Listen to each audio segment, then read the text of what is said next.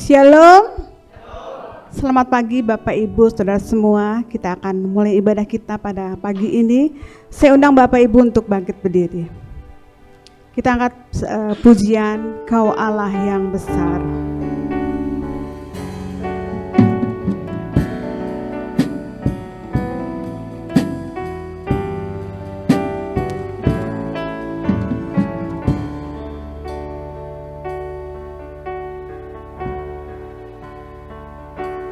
Yesus Tuhan, Kau layak dipuji, ditinggikan atas seluruh bumi. Ajaib kuasa-Mu, ya Allahku, ku kagum hormat padamu. Yesus Tuhan, Kau layak dipuji, ditinggikan atas seluruh bumi. Heran kasih-Mu di hidupku, Yesus kekuatanku. Kau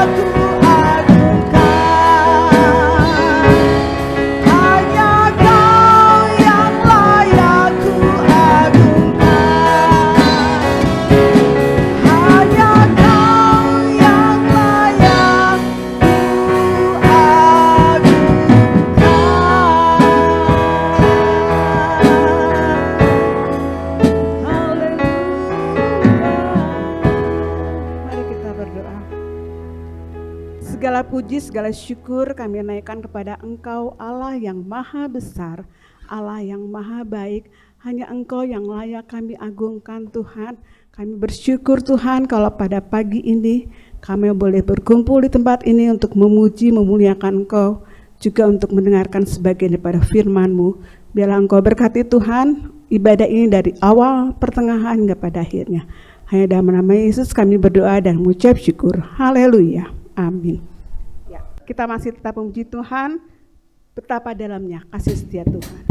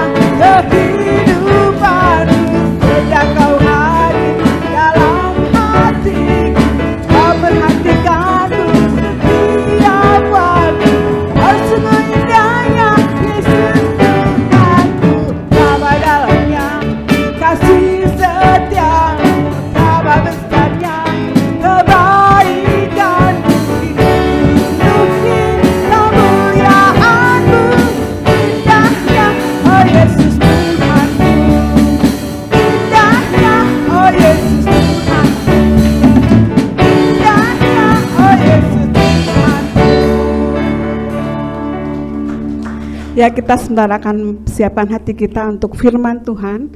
Kita angkat pujian tak terbatas kuasa-Mu Tuhan.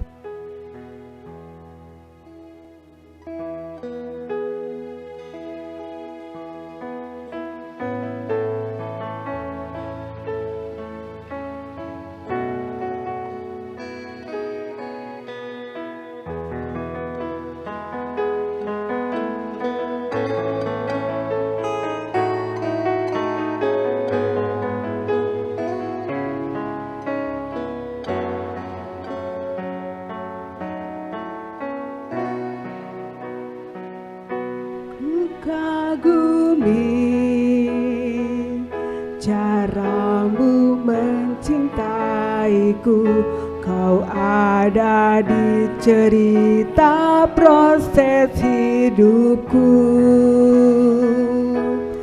Di titik terendahku, Kau hadir untuk mengangkatku. Ku tahu Kau tak menyerah akan hidupku. Ku kagumi caramu mencintaiku, Kau ada di cerita proses hidupku. Di titik terendahku, Kau hadir untuk mengangkatku.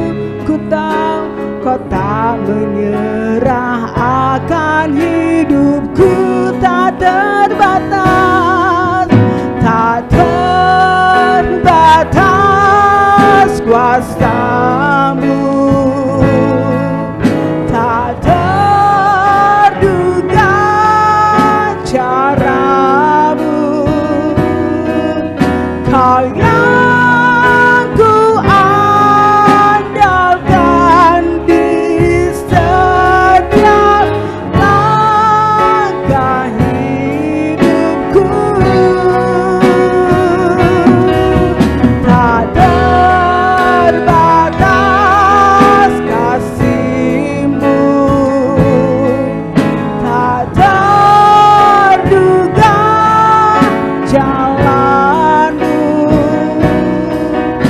Kau yang ku percaya,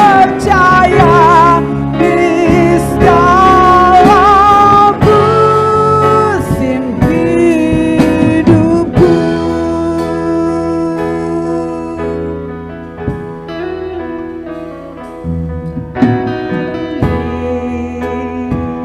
Caramu mencintaiku, kau ada di cerita proses hidupku.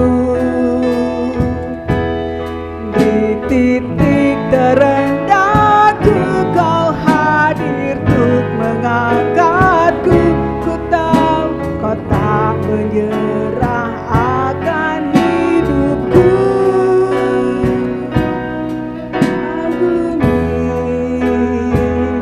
Caramu mencintaiku, kau ada di cerita proses hidupku. Di titik terendahku kau hadir untuk mengangkatku. Ku tahu kau tak menyerah akan hidupku.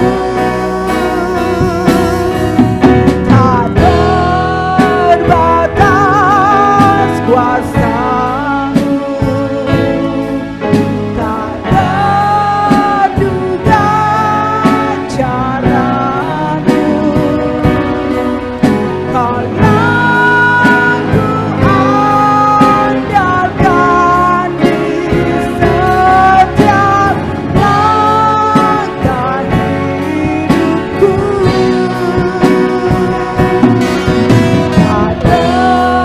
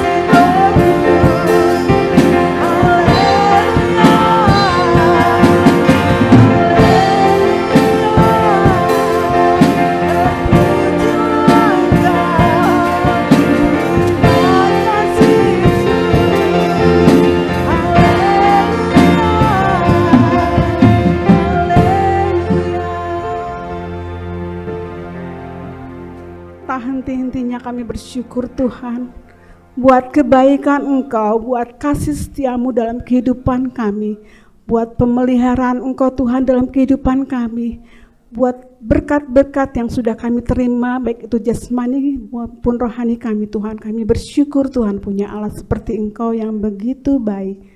Tuhan Yesus yang baik, kalau sebentar kami akan merenungkan sebagian daripada firman-Mu. Biarlah Engkau urapi Tuhan hamba-Mu yang kami menyampaikan, biarlah itu semua boleh berasal daripada Engkau saja dan menjadi berkat bagi kami semua, dan ajarkan kami juga untuk kami boleh melakukannya dengan pertolongan daripada Roh Kudus-Mu juga. Terima kasih Tuhan atas semuanya itu, hanya dalam nama Yesus kami berdoa dan mengucap syukur. Haleluya, amin. Silakan duduk. Shalom semua, selamat pagi, puji nama Tuhan. Kita boleh ada di rumah Tuhan pada pagi hari ini. Mari kita akan sama-sama menikmati firman Tuhan. Tema firman Tuhan hari ini, hidup yang berkenan. Mari kita akan buka di dalam 1 Tesalonika 4. Membaca dari 1 Tesalonika pasal 4 ayat 1 sampai dengan 12. 1 Tesalonika 4 ayat 1 sampai dengan 12. Nasihat supaya hidup kudus. Akhirnya, saudara-saudara, kami minta dan nasihatkan kamu dalam Tuhan Yesus. Kamu telah mendengarkan dari kami bagaimana kamu harus hidup supaya berkenan kepada Allah. Hal itu memang telah kamu turuti, tetapi baiklah kamu melakukannya lebih bersungguh-sungguh lagi. Kamu tahu juga petunjuk-petunjuk mana yang telah kami berikan kepadamu atas nama Tuhan Yesus. Karena inilah kehendak Allah, pengudusanmu, yaitu supaya kamu menjauhi percabulan, supaya kamu masing-masing mengambil seorang perempuan menjadi istrimu sendiri dan hidup di dalam pengudusan dan penghormatan, bukan di dalam keinginan hawa nafsu, seperti yang dibuat oleh orang-orang yang tidak mengenal Allah. Dan supaya dalam hal ini orang jangan memperlakukan saudaranya dengan tidak baik atau memperdayakannya, karena Tuhan adalah pembalas dari semuanya ini. Seperti yang telah kami katakan dan tegaskan dahulu kepadamu, Allah memanggil kita bukan untuk melakukan apa yang cemar, melainkan apa yang kudus. Karena itu siapa yang menolak ini bukanlah menolak manusia, melainkan menolak Allah yang telah memberikan juga rohnya yang kudus kepada kamu. Tentang kasih persaudaraan tidak perlu dituliskan kepadamu, karena kamu sendiri telah belajar kasih mengasihi dari Allah. Hal ini kamu lakukan juga terhadap semua saudara di seluruh wilayah Makedonia. Tetapi kami menasihati kamu, saudara-saudara, supaya kamu lebih bersungguh-sungguh lagi melakukannya. Dan anggaplah sebagai suatu kehormatan untuk hidup tenang, untuk mengurus persoalan-persoalan sendiri dan bekerja dengan tangan, seperti yang telah kami pesankan kepadamu, sehingga kamu hidup sebagai orang-orang yang sopan di mata orang luar dan tidak bergantung pada mereka. Ya, Bapak Ibu sekalian, kita sudah memeriksa perikopnya, nasihat supaya hidup kudus. Ya, hidup yang berkenan atau hidup kudus di hadapan Tuhan. Yang pertama yaitu di dalam pasal ini, baik dari ayat 1 sampai dengan 3, Rasul Paulus mengajarkan kepada jemaat di Tesalonika dengan memberi batasan-batasan atau kriteria dan rambu-rambu bagaimana kamu harus hidup agar berkenan kepada Allah, dan itu telah kamu turuti supaya dapat dilakukan lebih bersungguh-sungguh lagi. Ya, di ayat yang pertama tadi kita baca ya. Jadi bagaimana hidup berkenan kepada Allah. Dan ini suatu kabar yang menggembirakan, karena melihat jemaat Tesalonika juga sudah hidup taat, hidup berkenan. Tetapi Rasul Paulus ingin supaya bersungguh-sungguh lagi. Jadi tidak boleh berhenti di satu titik, tetapi dalam kehidupan kita terus harus meningkat di dalam kedewasaan rohani. Ya, dikatakan supaya kamu menjauhi percabulan. Ini juga menitik beratkan dalam kehidupan seseorang.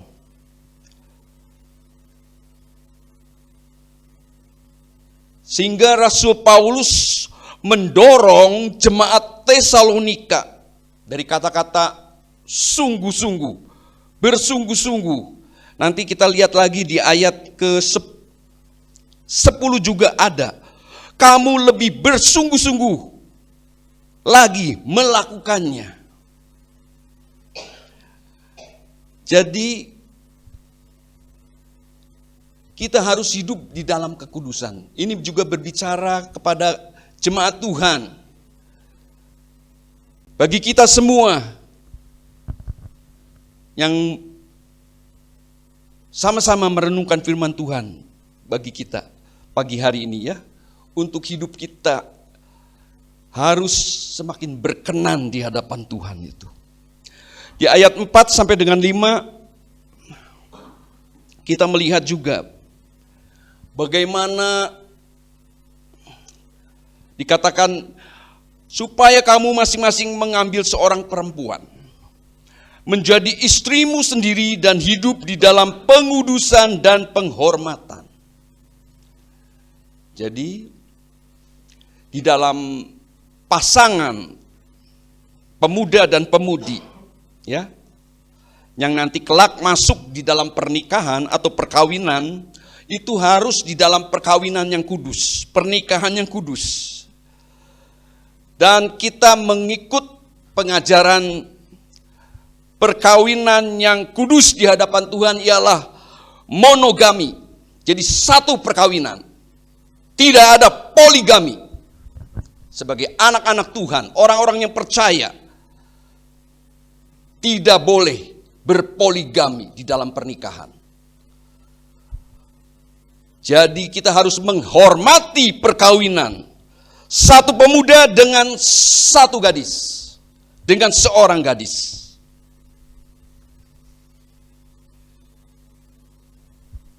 Jadi jangan sampai terjadi akhirnya tidak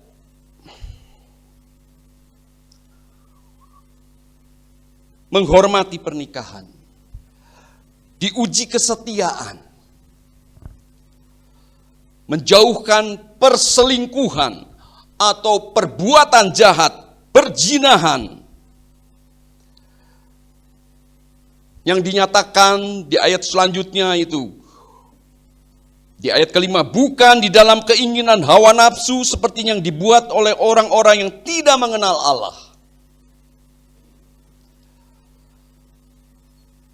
Bapak Ibu sekalian, kita sebagai umat Tuhan juga, jemaat Tuhan di tempat ini adalah jemaat yang sudah dikuduskan hidupnya oleh Tuhan Yesus, oleh korban Kristus. Jadi kita mengenal dan dikenal oleh Allah Bapa yang mengutus anaknya yang tunggal datang ke dunia ini untuk menyelamatkan orang-orang yang berdosa. Katakan di ayat ke-6, dan supaya dalam hal-hal ini orang jangan memperlakukan saudaranya dengan tidak baik atau memperdayakannya, karena Tuhan adalah pembalas dari semua ini. Seperti yang telah kami katakan dan tegaskan dahulu kepadamu. Di ayat 7 dikatakan, Allah memanggil kita bukan untuk melakukan apa yang cemar, melainkan apa yang kudus.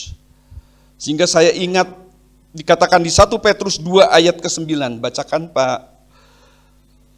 1 Petrus 2 ayat 9. Tetapi kamulah bangsa yang terpilih, imamat yang rajani, bangsa yang kudus, umat kepunyaan Allah sendiri, supaya kamu memberitakan perbuatan-perbuatan yang besar dari Dia yang telah memanggil kamu keluar dari kegelapan kepada terangnya yang ajaib. Amin.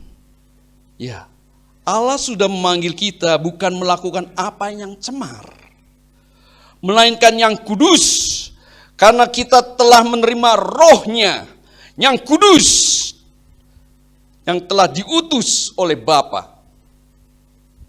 Dan Roh itu, Roh Kudus itu tinggal dalam hidup kita orang percaya. Roh Kudus itulah yang akan menuntun kita pada jalan yang benar, sehingga kita mengalami pertumbuhan rohani. Saya kembali ke menghormati perkawinan ya. Di Ibrani 13 ayat 4 juga. Kita harus penuh hormat terhadap pernikahan, perkawinan. Perkawinan itu yang dianugerahkan Tuhan antara pemudi dengan pemuda masuk dalam rumah tangga. Dan harus saling menghormati. Dibacakan Ibrani 13 ayat 4. Ibrani 13 ayat 4. Hendaklah kamu semua penuh hormat terhadap perkawinan, dan janganlah kamu mencemarkan tempat tidur, sebab orang-orang sundal dan pejinah akan dihakimi Allah. Jadi hati-hati, ingat apa yang firman Tuhan nasihatkan ya di Ibrani ini. Kita harus penuh hormat terhadap perkawinan atau pernikahan kudus.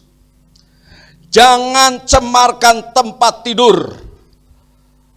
Artinya jangan sampai terjadi perselingkuhan. Seperti apa yang terjadi Ruben. Dia anak tertua dari Yakub.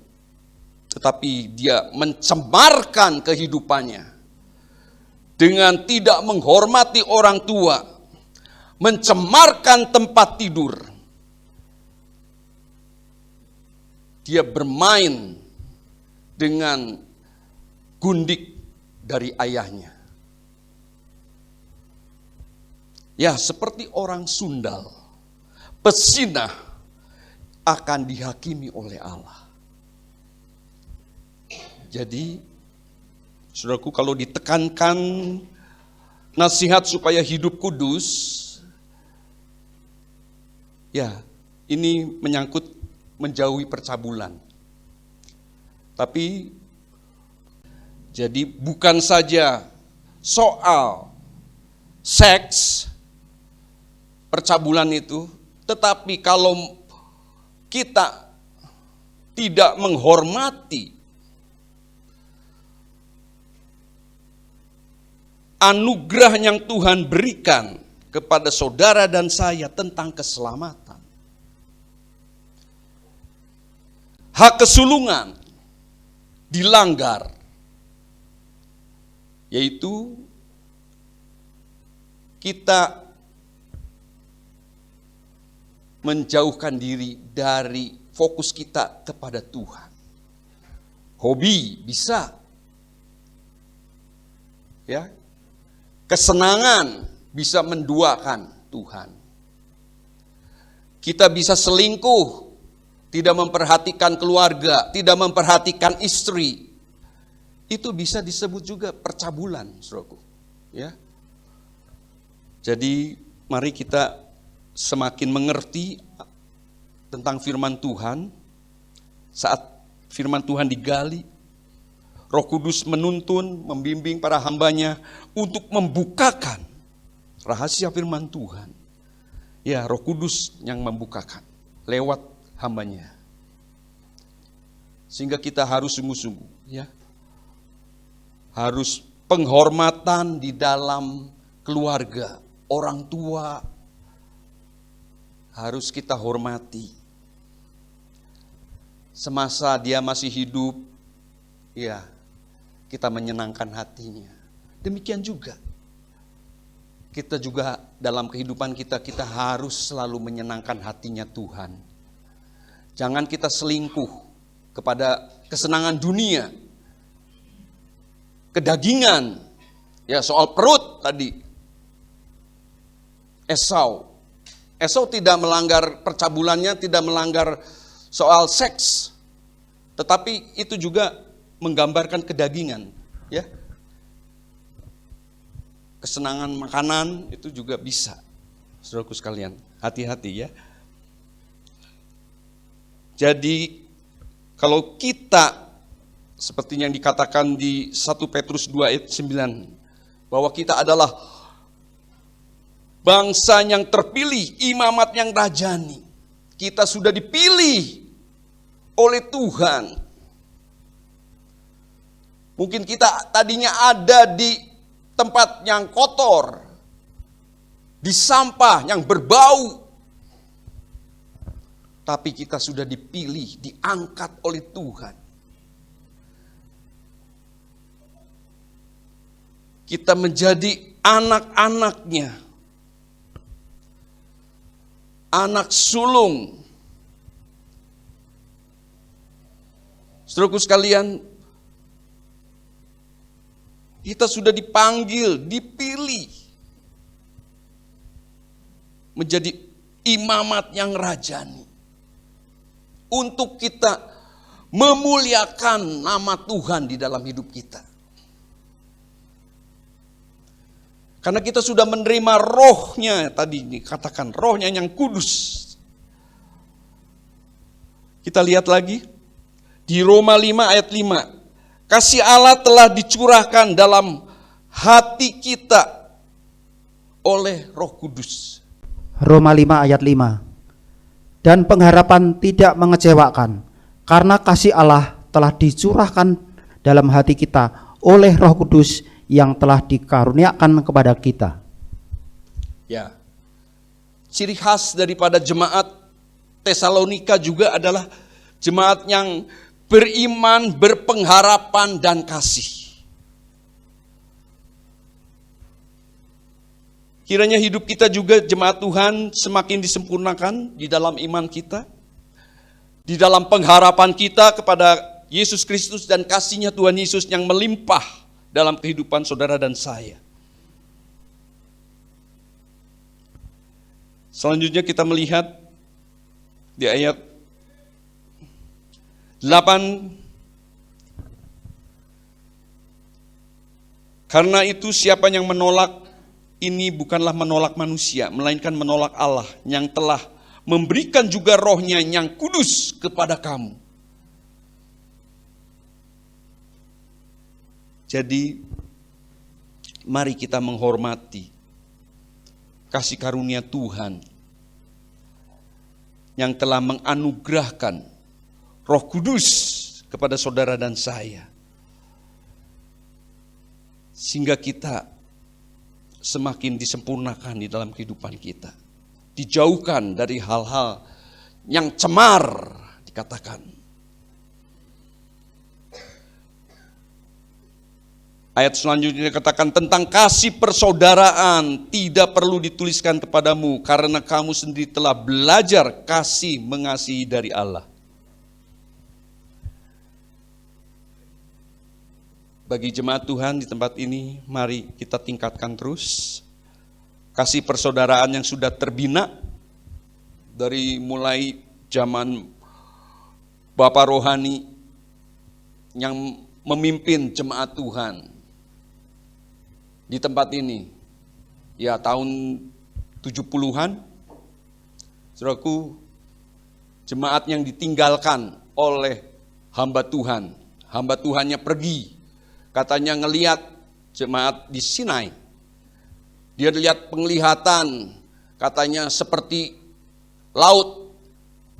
Saya disuruh Tuhan tinggalkan Sinai. Mungkin jemaatnya cuma 4 orang waktu itu.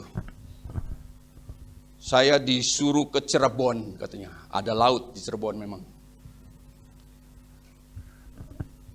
Di sini jemaatnya cuma 4. Gerejanya bilik. Ya, Sinai ini gerejanya bilik. Setengah tembok.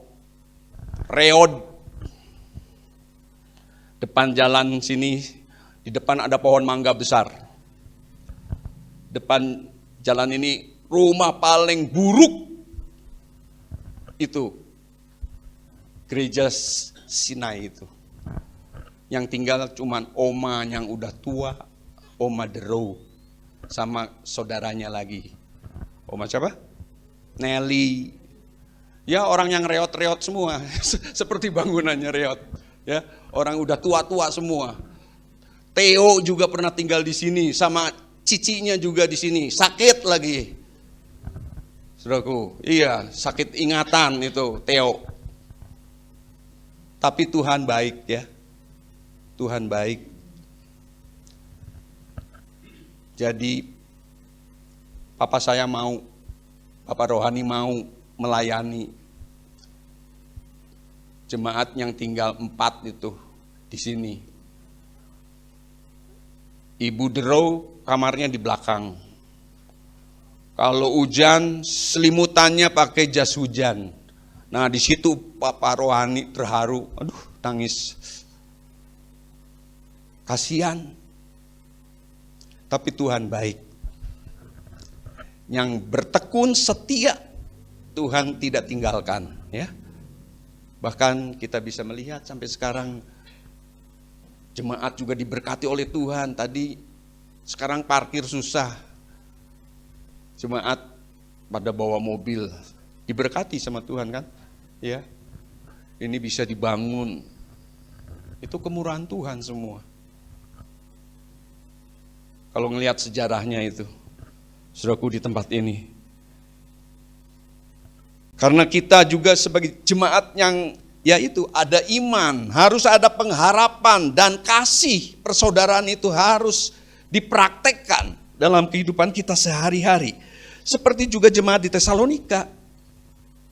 Kasih persaudaraan. Nggak usah ditulis kata Rasul Paulus.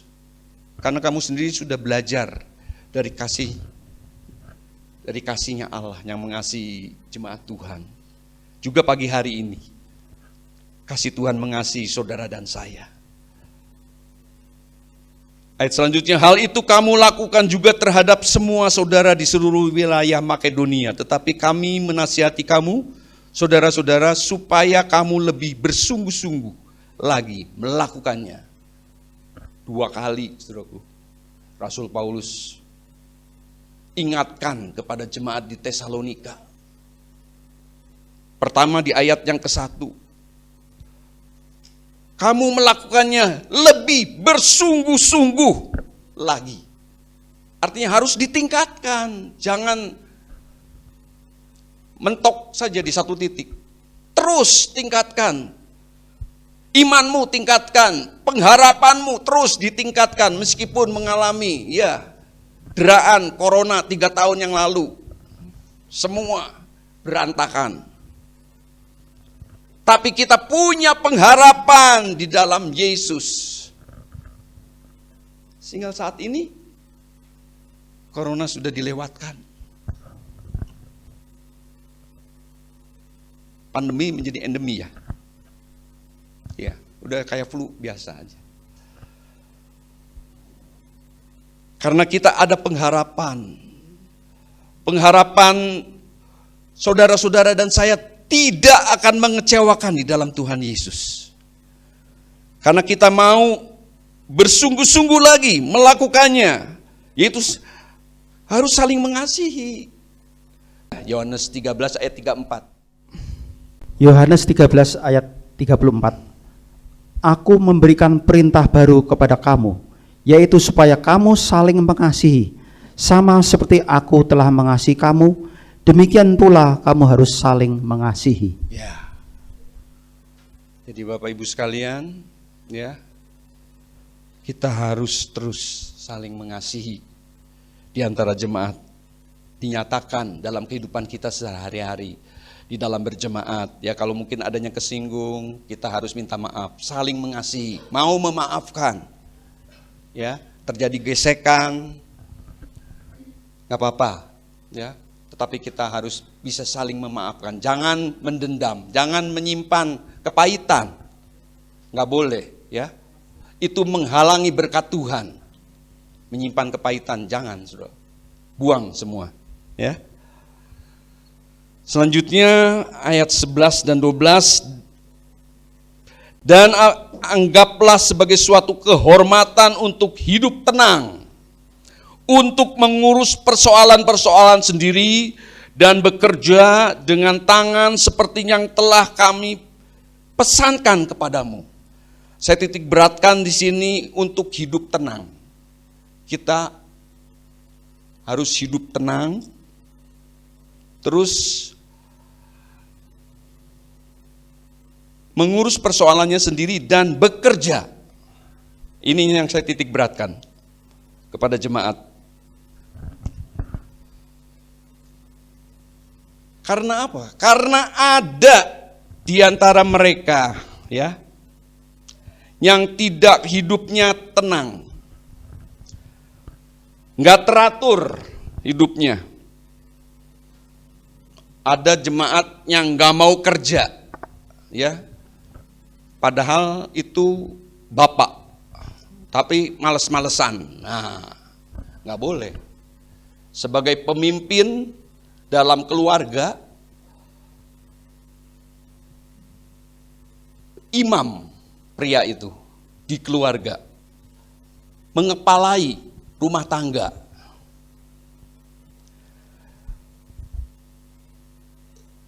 Satu Timotius 5 ayat 8.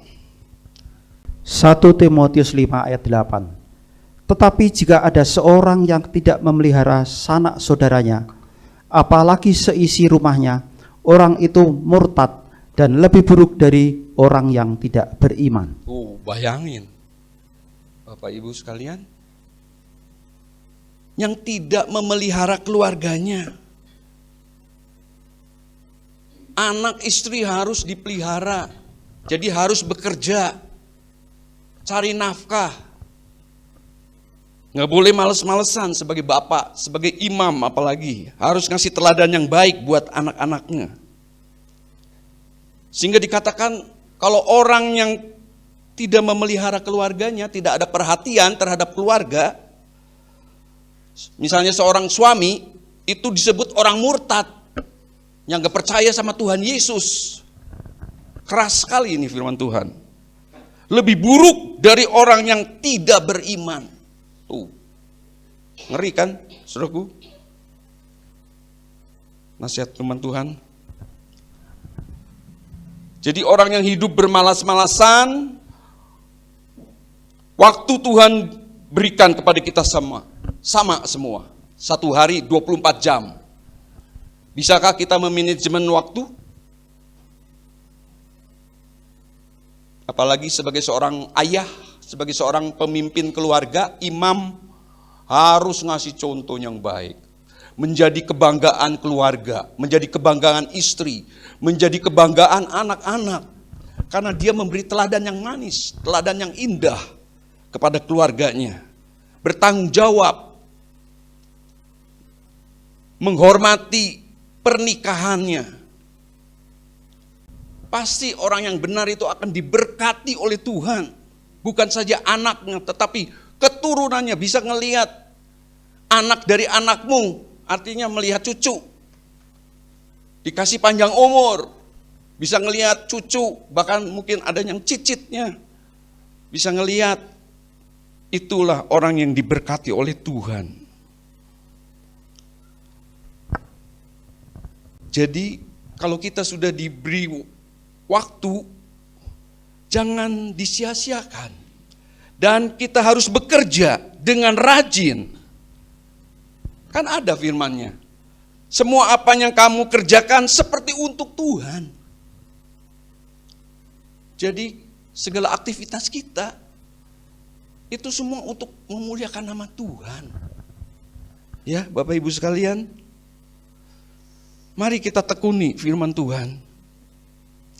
Jadi hidup kita itu tenang. Ini sebagai suatu kehormatan untuk hidup tenang. Hidup tenang itu ada sukacita, damai sejahtera dalam rumah tangga kita, dalam kehidupan kita. Istri, anak, mantu, cucu diberkati semua oleh Tuhan. Diberikan kesehatan dan kekuatan yang daripada Tuhan. Dan mengurus persoalannya sendiri. Ada soalnya yang menggunakan waktunya untuk sibuk, ngegosip, ngomongin keluarga lain, sibuk mencari urusan-urusan yang tidak perlu. Waktu dihabiskan dengan WA-an terus. Aduh. Saya suka sadar. Waktu kita habis WA-an terus.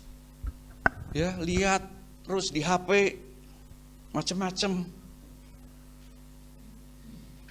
Urusan-urusan yang tidak perlu waktu dihabiskan dengan hal-hal yang percuma. Ya, nggak ada artinya itu sebetulnya. Oleh karena itu, mari kita yang sudah disadarkan oleh firman Tuhan berhenti mengurusi urusan-urusan yang tidak penting. Hari ini kita lihat banyak orang yang terjebak dengan dosa percabulan, keinginan dosa membombardir kehidupan kita. Kalau kita tidak pegang teguh pada firman Tuhan, kita mudah sekali untuk hidup tidak kudus. Ya, itu tadi yang saya katakan.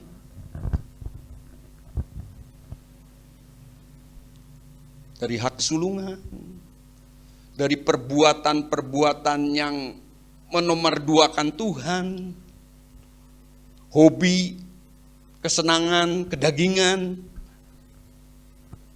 makanan. Saat ini kita hari-hari ini mendengar firman Tuhan. Bukan kebetulan Bapak Ibu hadir pada pagi hari ini di tempat ini. Ya. Kalau kita sadar akan teguran firman Tuhan yang tajam, bertobat.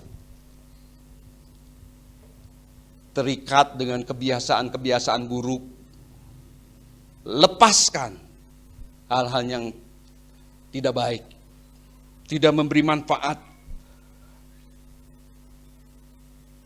Apalagi ada yang melakukan hal cabul,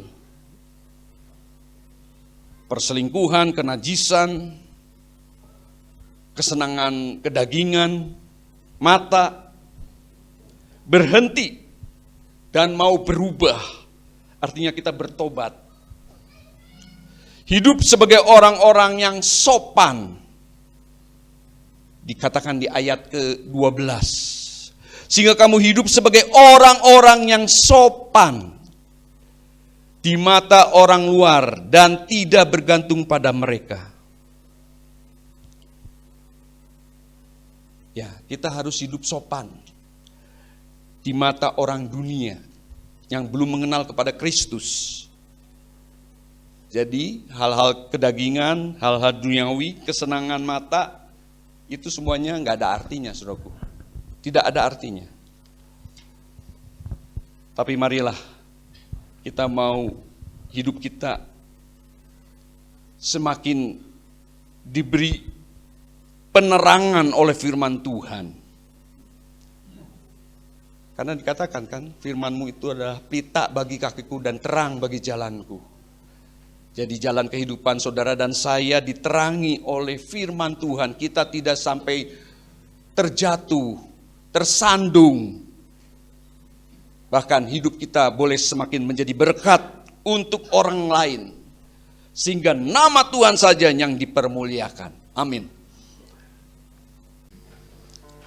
Bapa Surgawi, kami bersyukur kepadamu. Tuhan sudah memberkati sepanjang ibadah kami dari permulaan sampai dengan selesainya.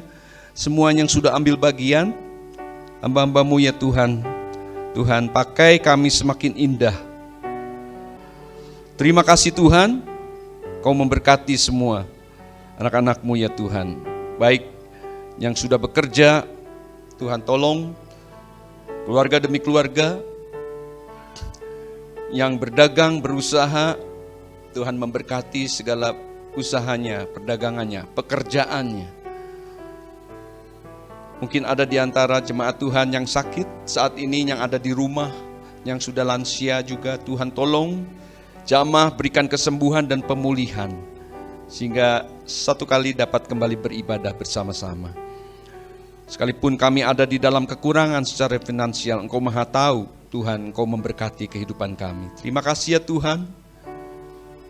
Kami juga berdoa untuk setiap kegiatan, baik Departemen Pria, Fellowship se-Jawa Barat, Banten, tanggal 28 September di Hermon, dan juga Fellowship Sekolah Minggu, guru-guru Sekolah Minggu se-Jabar, Banten, jam 10 di Sinai. Tuhan memberkati semua yang bertugas, pakai semua, ya Tuhan, dapat berfellowship pria bersama-sama, pelayan-pelayan-Mu ya Tuhan, Tuhan memberkatinya. Segala keperluan dan kebutuhan Tuhan cukupkan. Sebentar sidang Tuhan akan meninggalkan tempat ini untuk pulang. Tangan-tangan yang sudah berkorban untuk pekerjaan Tuhan, Tuhan balas dengan berkat yang berlimpah. Terima kasih Tuhan. Tuhan memberkati engkau dan melindungi engkau. Tuhan menyinari engkau dengan wajahnya dan memberi engkau kasih karunia. Tuhan menghadapkan wajahnya kepadamu dan memberi engkau damai sejahtera.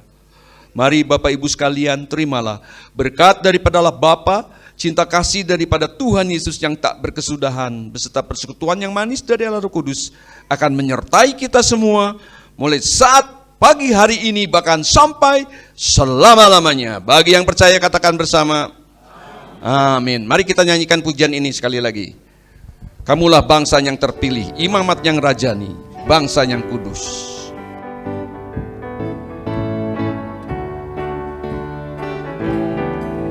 Bangsa yang terpilih, imamat rajani, bangsa yang kudus, umat kepunyaan Allah, perintahkan perbuatannya yang memanggil engkau dari gelap, ada terangnya yang ajaib. Satu kali lagi, kamulah bangsa yang terpilih. Selamat pulang, Tuhan memberkati.